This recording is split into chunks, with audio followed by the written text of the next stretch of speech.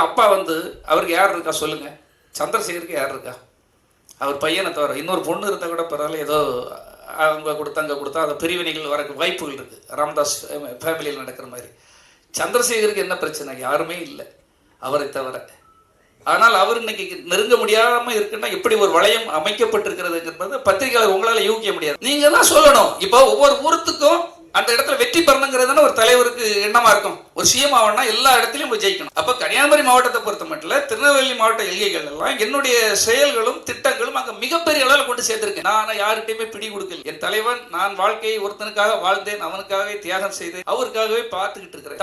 தமிழா பாண்டியன் வந்து எழுதுற பத்திரிகையில பேசுற பிடி செல்வகுமார்ங்கிறவர் இருக்கும்போது நம்பர் 1ல அவர் வந்தார். ஏஆர் ரஹ்மான் நம்பர் 1ல வந்தார். விஜய் ஆண்டனி பெரிய ஹீரோ ஆனார். விஜய் சேதுபதி ஹீரோ ஆனார். பிடி செல்வகுமார் இருந்தார். வியூகம் வகுப்பதில் பிடி செல்வகுமாரோட பெரிய ஆளா ஒரு பிரசாந்த் கிஷோர் என்ன விட அவர் சொல்றார் 10 மடங்கு சமம் அப்படின்னு. நீங்க வேணா எல்லா பேட்டிகள் இருக்கிறத வேணா பாருங்க. பிரசாந்த் கிஷோரோட 10 மடங்கு வீராதி வீரன், திறமையாளன் பிடி செல்வகுமார் பேசி. நான் அவரை நேசிக்கிறேன். விஜயை வந்து நான் வளர்த்து விட்டவன எப்படி சார் நான் வந்து அவரை குறை சொல்லுவேன்? நான் அவரை வளர்த்து விட்டோம் சார். வீட்டுக்குள்ளே சாப்பிட்டவங்க, ஒரே குடும்பத்தில இருந்து குடும்பத்தை கடைசி வரை பிரிக்காம இருந்தவன். விஜய் சாரை பற்றி உங்களுக்கு தெரியும். அவருடைய வளர்ச்சிக்கும் அவருடைய அந்த ஏற்றத்துக்கு நான் ஒரு காரணமாக இருந்த என்னுடைய முதல் தளபதி அவர் தான் சொல்லி சந்திரசேகரம் பேசியிருக்காங்க, விஜயம் பேசியிருக்காங்க. எல்லா மேடைகளும் உங்களுக்கு தெரியும். 9 மேடையில முதல் எல்லா மேடைகளிலும் பேசியிருக்காங்க.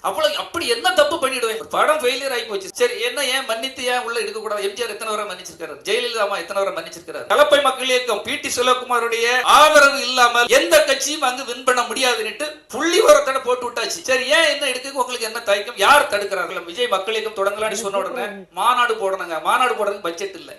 நேர ஆஸ்கர் ரவி வந்து ஆடியோ ரிலீஸ் பண்ணாரு. அப்ப பாருங்க என்ன சாதுரியம் என்று பாருங்கள். ஆடியோ ரிலீஸ் பண்ணா எவ்வளவு சார் பட்ஜெட்னு? 1.5 லட்சம் அப்படின்னா. சார் ஒரு 3 லட்சம் ரூபாய் தர முடியுமா அப்படின்னு. என்ன எதுக்கு அப்படின்னாரு. நான் ஒரு திறந்த வெளியில கட்டுக்கோப்பா இருக்காங்க இல்லங்கிறத நான் சொன்னாம எனக்கு திரும்ப அவருக்கு எனக்கு இதை பிரச்சனை உருவாக்க நீங்க பிளான் பண்றீங்க.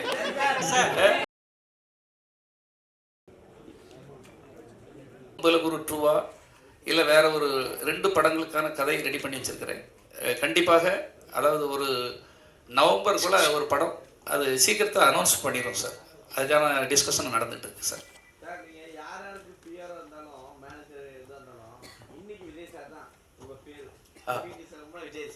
ஆமா, மாநாடு சமீபத்துல நடந்து முடிஞ்சிருக்கு. ஆமா, கலப்பை ஏற்கனவே தேர்தல நின்றுச்சு.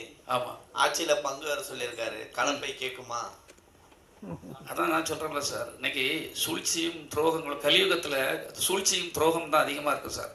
அதாவது ஒரு ஊசிக்குள்ள கிருஷ்ணன் கிட்ட வேலை பார்த்தவர் கடைசியில இறக்குற தடவையில கிருஷ்ணர் இருக்கிற தடவையில அவர் கூட இருந்த மெய்காப்பாளன் கேட்டிருக்கான், எனக்கு உனக்கு என்ன வேணும்னு கேட்டிருக்காரு கிருஷ்ணர். ஒரு பாயிண்ட் தான், என்ன வேணும்னு கேட்டிருக்கான உடனே எனக்கு எதுவும் வேண்டாம், கலியுகம் எப்படி இருக்கான்னு கேட்டிருக்காரு. அதுக்கு அவர் ஒரு பாயிண்ட் மட்டும் சொல்லியிருக்காரு, ஊசிக்குள்ள வந்து யானை போயிடும் ஆனா நூல் போகாது அப்படின்னு சொல்லியிருக்காரு. அது என்னன்னா, எவ்வளவு கெட்ட சக்திகள், எவ்வளவு துரோகங்கள், தப்பு பண்றவங்க எல்லாம் அந்த தப்பான செயல்கள்லாம் காதுக்குள்ள அழகா வந்துடும். ஆனா நல்லது பண்றத இப்ப நான் கலப்பை மக்களுக்கு மூலமா 40 பள்ளிக்கூடங்கள், அரசு பள்ளிகள், 40 கலையரங்கங்கள் கட்டி கொடுத்துருக்கேன். அது எந்த அளவுக்கு வெளியே தெரியும். ஆனா சாதாரண ஒரு நடிகர்களோ ஒரு நடிகையோ எங்கேயோ போய் 2 நோட்டை கொடுத்து அதை பட்டாங்க இதை பட்டாங்க, அத்தனையிலும் தலைப்பு செய்திகளா அவர் சொன்னது எவ்வளவு புரியுதுங்கிறவங்களுக்கு தெரியும். இன்னைக்கு நல்லவங்க வல்லவர்கள் ஏதாவது செய்யலாம்னா அதுக்கு பேக்ரவுண்டு தேவை இருக்குது. கட்சிகள் தேவை இருக்கு, பெரிய கோரி முதலாளிகள் 100 கோடி 1000 கோடி வச்சிருக்கவங்க, நடிகர்கள், அடுக்குமொழி பேசுறவங்க, இப்படி பல தேவைப்படுது. என்ன மாதிரி கலப்பை மக்களுக்கு எப்படி சார் சேர்ப்பாங்க? செல்வகுமார் சார், விஜய் சாருடைய ஆரம்ப கால வளர்ச்சிக்கு நீங்க தான் கூட இருந்தீங்க. ஆமா, அவரோட ரசிகர் மன்றத்தை வந்து நீங்க அவ்வளவு கஷ்டப்பட்டு வளர்த்தீங்க. நீங்களும் சரி, அவங்க அப்பாவும் சரி. இன்னைக்கு அவ்வளவு பெரிய அரசியல் கட்சி பண்ணும்போது நீங்களும் கூட இல்ல, அவங்க அப்பாவும் அந்த அரசியல் கட்சி இல்ல. உங்க 2 பேரையும் பிரிச்சது யாரு, என்ன காரணம்? அதான் ரொம்ப நாளமா இன்டைரக்டா தான் சொல்லிட்டு இருக்கேன். டைரக்டா சொல்லுங்களேன். சதிகள் தான் வெற்றி பெறும். அதான் பல இடங்கள்ல சதிகள் வெற்றி பெறும் சார், சூழ்ச்சிகள் வெற்றி பெறும். இப்போ அவங்க அப்பா வந்து அவருக்கு யார் இருக்கா சொல்லுங்க, சந்திரசேகருக்கு யார் இருக்கா? அவர் பையனை தவிர இன்னொரு பொண்ணு இருந்தால் கூட பரவாயில்ல, ஏதோ அவங்க கொடுத்தா அங்கே கொடுத்தா அந்த பிரிவினைகள் வர வாய்ப்புகள் இருக்கு. ராமதாஸ் ஃபேமிலியில் நடக்கிற மாதிரி. சந்திரசேகருக்கு என்ன பிரச்சனை? யாருமே இல்லை அவரை தவிர. ஆனால் அவர் இன்னைக்கு நெருங்க முடியாம இருக்குன்னா எப்படி ஒரு வளையம் அமைக்கப்பட்டிருக்கிறதுங்கிறது பத்திரிகையாளர் உங்களால யூகிக்க முடியாது. அப்ப நான் எப்படி, நானும் ஒரு கிள்ளைக்கிற மாதிரி உங்களை மாதிரி ஒரு ஆளு, என்னுடைய சாமர்த்தியத்தாலும் சாதுரியத்தாலும் நான் அவ்வளோ ஈஸியாக அவ்வளோ அடங்கி போகிற ஆள் கிடையாது. அது மட்டும் உண்மை. நீங்க வந்து பாருங்க, மிகப்பெரிய சக்திகள் செய்யாததெல்லாம் என்னுடைய காலத்துக்கு பிறகு அது பேசப்படும். அத்தனை கல்வெட்டுகள் அங்க இருக்கிறது. அதுக்காக தான் நான் உயிரை கொடுத்து போராடிக்கிட்டு இருக்கேன். தர்மம் வெல்லுமா, நியாயம் வெல்லுமா, இல்ல துரோகங்கள் வெல்லுமா, கவர்ச்சி வெல்லுமா என்பது கடவுள் சொல்லட்டும். கடவுள்கிட்ட, பத்திரிகையாளர்கிட்ட, உங்ககிட்ட ஒப்படைச்சு என்ன சார் இந்த சூழ்ச்சிகள் இருக்குல்ல சார் உங்களுக்கு அப்படி இருக்கு இப்படி இருக்கா அது அப்படி இப்படின்னு இப்படி ஒரு இதெல்லாம் இருக்கும்போது அது வருங்கிறத நம்ம எப்படி சொல்ல, காலங்கள் அதான் நல்லவர்கள், அதாவது நல்லவர்கள் கூட போய் சேரணும் சார். நல்லது சொல்லவங்க வேணும் சார். இப்ப நான் உதாரணத்துக்கு கேட்கறேன் சார், இவ்வளவுக்குள்ள நீங்க கேட்கறனால கன்னியாகுமரி மாவட்டம், திருநெல்வேலி மாவட்டத்துல என்னுடைய ஆளுமை சக்தியில ஒரு தனிநபராக, அதாவது பெரிய கட்சியில இருந்து எல்லாம் செய்திருக்கலாம், தனிநபராக இன்னைக்கு அவ்வளவு ஒரு பெரிய ஒரு படைகளையோ பெரிய ஒரு சக்தியையோ பெரிய நடுநிலையாளர்களை ஈர்ந்து வச்சிருக்கிறேன்.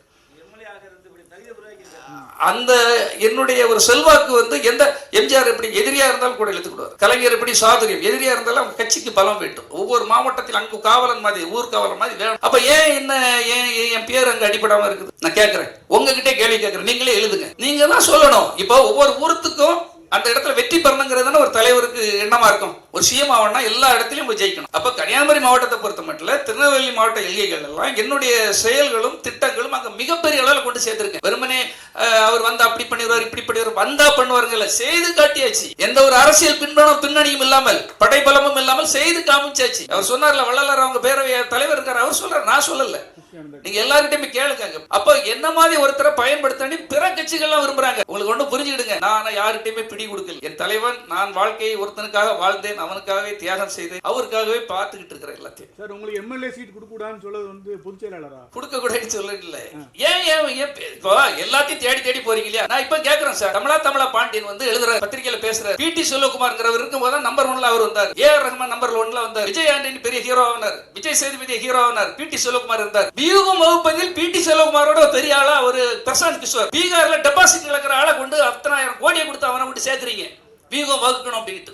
இந்த ஊர்ல என் மண்ணின் புவியியல் அமைப்பு, கட்டமைப்பு, பேச்சாளர், எழுத்தாளர், பத்திரிகையாளர் என்ன விட அவர் சொல்றார் 10 மடங்கு சமம் அப்படின்னு. நீங்க வேணா எல்லாம் பேட்டிகள் இருக்க பாருங்க. பிரசாந்த் கிஷோரோட 10 மடங்கு வீராதி வீரர், திறமையாளன் பிடி செல்வகுமார் பேசி உங்களுக்கு அது தெரியும் சார். செல்வகுமார் சார் அதே மேடையில தான் அவர் சொல்லியிருக்காரு, திமுகவையும் பாஜகவையும் நாங்க வந்து எதிர்க்கிறோம் அப்படின்னு சொல்லிட்டு. டிவிகே விஜயை வந்து கலப்பை மக்கள் எதிர்க்குமோ ஒருவேளை எலெக்ஷன்ல, தேர்தல்ல? இல்ல, எதிர்க்கணி எல்லாம் சொல்லல சார். என்ன சார், எனக்கு ஒரு தன்மானம் இருக்குல்ல சார், உங்களை சேர்க்கவே இல்லைன்ட்டாங்க. அப்ப ஆப்போசிட் தானே ஆகுவீங்க. அது காலத்தின் கட்டாயம் தான். நான் இன்னைக்கு வரை நான் இதுக்கு இல்லை, என் தலைவன், நான் அவரை நேசிக்கிறேன். விஜயை வந்து நான் வளர்த்து விட்டவன எப்படி சார் நான் வந்து அவரை குறை சொல்லுவேன்? நான் அவரை வளர்த்து விட்டோம் சார். வீட்டுக்குள்ளே சாப்பிட்டவங்க, ஒரே குடும்பத்தில இருந்து குடும்பத்தை கடைசி வரை பிரிக்காம இருந்தவன். நான் இருக்கிற ஏதாவது நெகட்டிவான நியூஸ் வந்துதா சொல்லுங்க பாப்போம். ஏன்னா ஒரு மேடையிலேயே அதிமுக இல்ல, காணாம போயிடுச்சுன்னு சொல்லியிருக்காரு. அதிமுக தொண்டர்கள் வந்து இதுக்குதான் ஓட்டு போட போறாங்க அப்படின்ற மறைமுகமா வாங்க அப்படின்னு கூப்பிடுறாரு. சோ அப்படி இருக்கும்போது கலப்பை மக்கள் வந்து ஒருவேளை உள்ள சேர்க்கல அப்படின்னா எதிர்த்து நிக்குமா? விஜயை பத்தி கிழிக்குமா தேர்தல்ல? சார், தேர்தலில் வந்து இன்னைக்கு வரை நான் முடிவு எடுக்க முடியாத சூழல்ல தான் இருக்கேன். தேர்தல் நிற்காம கூட போகலாம், ஆனா கண்டிப்பாக நான் நிற்பேன். ஏன்னா என்னுடைய மக்கள் அனைவரும், அதாவது நீ வந்து அதிகாரம் இல்லாம இவ்வளவு செய்யற, நீ அதிகாரத்துக்கு வந்தால் பிடி செல்வகுமார் என்ன செய்வார், அவருடைய ஆளுமை என்ன அப்படின்னு அந்த மக்கள் பேச ஆரம்பிச்சிருக்காங்க. நம்மள கண்டிப்பா வரணும்னு எல்லாரும் விரும்புறாங்க. ஆனால் நான் வரேன், என்னையும் சேர்த்துடுங்க. ஏன்னா விஜய் சாரை பற்றி உங்களுக்கு தெரியும், அவருடைய வளர்ச்சிக்கும் அவருடைய அந்த ஏற்றத்துக்கு நான் ஒரு காரணமாக இருந்தது என்னுடைய முதல் தளபதி அவர் தானே சொல்லி சந்திரசேகரம் பேசியிருக்காங்க, விஜயம் பேசியிருக்காங்க. எல்லா மேடைகளும் உங்களுக்கு தெரியும், 9 மேடையில முதல் எல்லா மேடைகளிலும் பேசியிருக்காங்க. அப்ப அந்த முதன்மை தளபதி ஏன் வீழ்த்தப்படுகிறார்? சரி, இன்னைக்கு வரை நான் என்ன அப்படி தப்பு பண்ணிட்டேன்? பத்திரிகையாளர் உங்களுக்கு எல்லாருக்கும் தெரியும், எங்க நான் அவ்வளவு பெரிய ஒரு ரவுடியா, இல்ல தவறானவனா, இல்ல ஏதாவது தப்பு பண்றவனா தெரியாது இல்ல. சரி, நான் தப்பே பண்ணிருக்கேன் சார், என்ன மன்னிக்க கூடாதா? அவ்வளவு அப்படி என்ன தப்பு பண்ணிடுவேன்? படம் ஃபெயிலியர் ஆகி போச்சு. சரி, என்ன ஏன் மன்னித்து ஏன் உள்ள எடுக்க கூடாது? எம்ஜிஆர் எத்தனை வரை மன்னிச்சிருக்காரு, ஜெயலலிதா அம்மா எத்தனை வரை மன்னிச்சிருக்காரு, கலைஞர் எத்தனை வரை மன்னிச்சிருக்காரு, என்ன ஏன் மன்னிச்சு எடுக்க கூடாது? கடைசி வரை அதை எதிர்பார்த்துட்டு இருக்காங்க. நான் என்ன தப்பு பண்ணேன்னு எனக்கே தெரியல. அப்படியே தவறு பண்ணியிருந்தால் கூட நான் மன்னிப்பு கேட்க தயாராக இருக்கிறேன். ஏன் நீங்க எனக்கு மன்னிப்பு தரக்கூடாது? என்ன மாதிரி ஒரு வீரனை இழக்க ஏன் நீங்கள் விரும்புகிறீர்கள்? நான் எதிர்கூடாரத்தில் போய் அங்க பணியாற்ற எனக்கு பிடிக்கல. என்ன கூப்பிட்டு தான் இருக்காங்க, 3 கட்சியிலுமே என்ன கூப்பிடுறாங்க, அதுதான் உண்மை. கன்னியாகுமரி மாவட்டத்தில் தொகுதி அதை உளவுத்துறை ரிப்போர்ட் என்ன சொல்லியிருக்குன்னா, ஒரு பத்திரிகையில் எழுதியாச்சு, கலப்பை மக்கள் இயக்கம் பிடி செல்வகுமாருடைய ஆதரவு இல்லாமல் எந்த கட்சியும் அங்கு வின் பண்ண முடியாதுன்னு புள்ளி உரத்தோட போட்டு விட்டாச்சு. சரி, ஏன் என்ன எடுக்க உங்களுக்கு என்ன தயக்கம்? யார் தடுக்கிறாங்க? எதிரியா இருந்தா கூட ஒரு செந்தில் பாலாஜி ஏன் அதிமுக இருக்கவர் டிஎம்கே எடுக்கிறாங்க, டிஎம்கே இருக்கவர் ஏன் ஏடிஎம்கே எடுக்கிறாங்க, ஏடிஎம்கே இருக்க ஏன் பிஜேபி எடுக்கிறாங்க? திறமையாளர்களோ யாரோ ஒருத்தர் அந்த தொகுதியில வில்லனா இருக்கவன், சாமர்த்தியம் உள்ளவன எடுக்கிறது தான் சாதுரியம். ஏன் என்ன எடுக்க உங்களுக்கு தயக்கம்? விஜய் மக்கள் இயக்கம் தொடங்கலான்னு சொன்ன உடனே மாநாடு போடணுங்க, மாநாடு போடுறதுக்கு பட்ஜெட் இல்ல. நேர ஆஸ்கர் ரவி வந்து ஆடியோ ரிலீஸ் பண்ணாரு. அப்ப பாருங்க என்ன சாதுரியம் என்று பாருங்கள். ஆடியோ ரிலீஸ் பண்ணோம்னா எவ்வளவு சார் பட்ஜெட்னு? 1.5 லட்சம் அப்படின்னாரு. சார் ஒரு 3 லட்சம் ரூபாய் தர முடியுமா அப்படின்னு. என்ன எதுக்கு அப்படின்னாரு. நான் ஒரு திறந்த வெளியில கிட்டத்தட்ட ஒரு 2-3 லட்சம் வரை கூட்டுறேன், ரசிகர்கள் பப்ளிக்கை கூட்டுறேன். ஒரு மாநாடு மாதிரி ஆக்கி அங்க ரிலீஸ் பண்ணுவோம் ஆடியோவை. வேலாயுதம் படம் அப்படிதான் ரிலீஸ் பண்ணேன். ஒரு மாநாடு நடக்கிறது, 5 பைசா ஒரு ஹீரோவுக்கு செலவு கிடையாது. ஒரு இடத்த கிரவுண்டை ஃப்ரீயா வாங்குற சிஎஸ்சி கிரவுண்டு, அப்படியே அந்த லெட்டர் எடுத்துட்டு போய் அப்படியே கமிஷனர்கிட்ட போய் பெர்மிஷன் வாங்குறேன், எல்லா செக்யூரிட்டி கரெக்ட் பண்றேன். ஒரு ஆளு கிடையாது. எதுக்கு சொல்றேன்னா, நான் என்ன செய்தேங்கிறத சொல்றேன் தம்பி. இது வந்து ஒரு இப்படி அவருக்கு சாதுரியமாக வேலை பார்ப்பதற்கு தெரியணும்ல. எல்லாமே கொஞ்சம் கொஞ்சமா உங்களுக்கு தெரியணும். நான் என்ன செய்திருக்கேங்கிறது உங்களுக்கு தெரியணும் சார். கட்டுக்கோப்பா இருக்காங்க இல்லைங்கிறத நான் சொன்னாம எனக்கு திரும்ப அவருக்கு எனக்கு இதை பிரச்சனை உருவாக்க நீங்க பிளான் பண்றீங்க சார். எங்க சார் சார் பெரும்பாலும் மக்கள்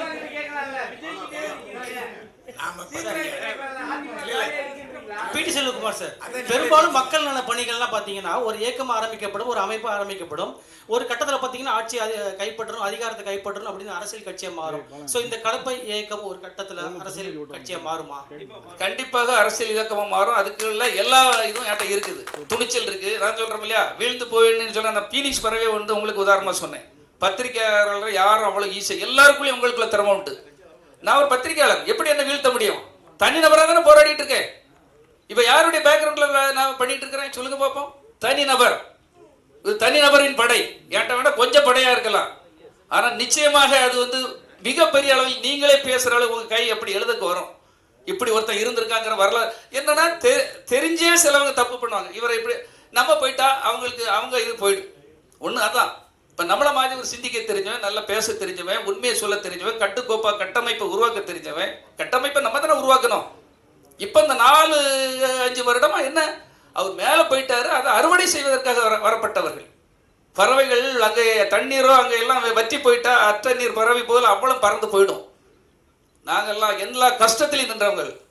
எத்தனை பிரச்சனைகள் இருந்தாங்க காவலம் படத்துல 1000 பிரச்சனைகள், ஆளுங்கட்சினால அத்தனை பிரச்சனைகள். ஒரே ஒரு ஆள் என்ன மட்டும் தான் விடுவாங்க, முன்னல நெல்லு கரணம் நெல்லுன்னு என்னதான் விடுவாங்க, நான் தான் நிற்பேன்.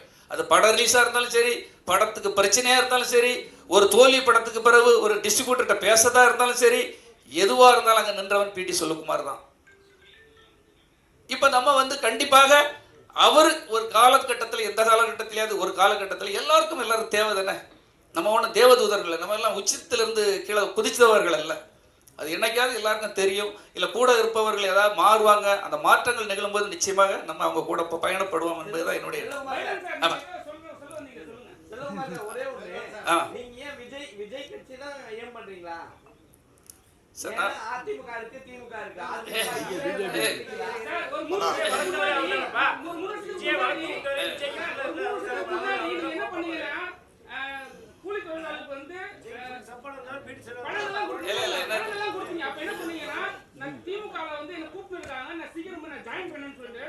அடுத்த ஷோக்கு டைம் ஆச்சு சார். சரி, ஃபைனலா ஒன்று சொல்லிடுறேன்.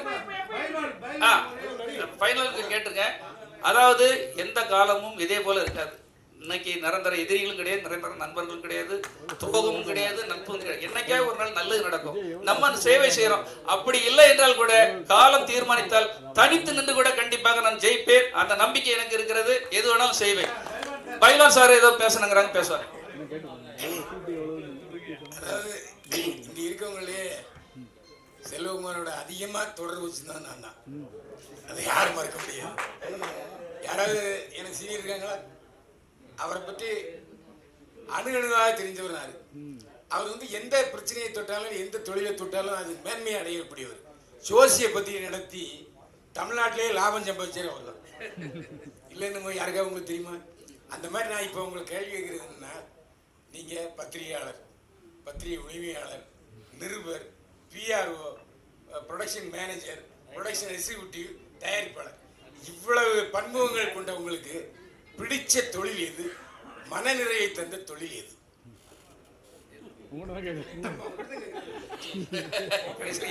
நான் அவங்க எனக்கு பிடித்த தொழில் இப்பவும் சொல்றேன் சார், திரும்பவும் பத்திரிகை நிறுவனம் வந்து கேள்வி கேட்டு எனக்கு எழுத்து தான் ஆசை. ஆனால் சூழல் வந்து என்னை வந்து ப்ரொடியூசர் ஆகிட்டு டைரக்டர் ஆகிடுச்சு. இன்னைக்கு கலப்பை மக்கள் இயக்கம் மூலமாக எனக்கு சர்வீஸ் இயக்கம் வந்துடுச்சு. இயக்கம் மூலமாக நிறைய தொண்டாட்டிட்டு இருக்கு. இது நல்ல மன திருப்தி இருக்குது. மீண்டும் எனக்கு பத்திரிகையாளராக வரணும்னு எனக்கு ஆசை இருக்கிறது. அதான் உண்மை. நன்றி.